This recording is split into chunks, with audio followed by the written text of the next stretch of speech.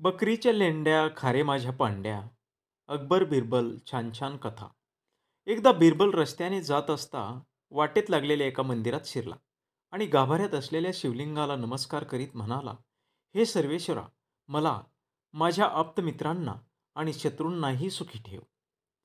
त्याला देवळात शिरताना पाहून मुद्दामच त्याच्या पाठोपाठ गेलेल्या एक अहमन्य व स्वतःला विशेष समजणाऱ्या माणसाने विचारले, बिरबल, खरं पाहता देवाला नाव नसते.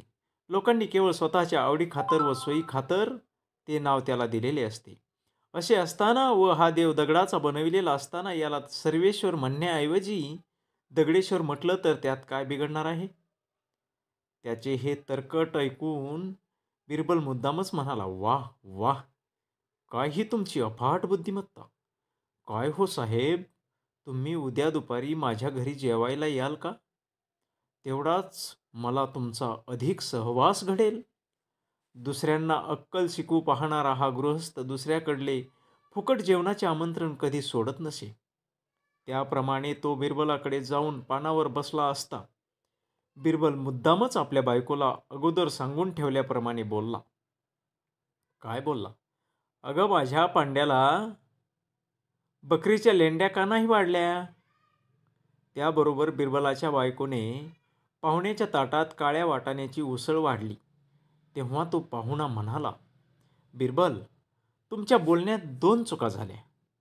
एक तर माझे नाव पांड्या नाही, मोफतलाल आहे, आणि दुसरे म्हणजे माझ्या पानात आता जी वस्तू वाढली गेली ती बकरीच्या लेंड्या नसून काळ्या वाटाण्याची उसळ आहे.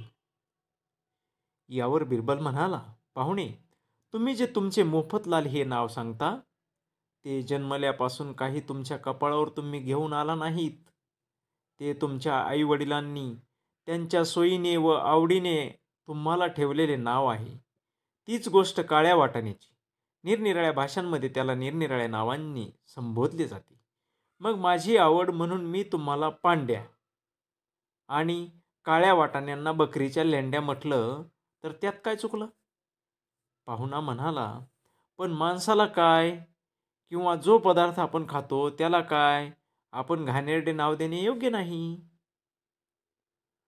पाहुण्याचा हा मुद्दा पकडून बिरबल म्हणाला, मग त्याचप्रमाणे ज्या मूर्तीची पूजा करायची तिला दगडेश्वर म्हणणे योग्य नाही. बिरबलाचा हा टोला त्या अहमन्य व वाह्यात माणसाच्या वर्मी बसला व निमूटपणे जेवून तो चुपचाप निघून गेला.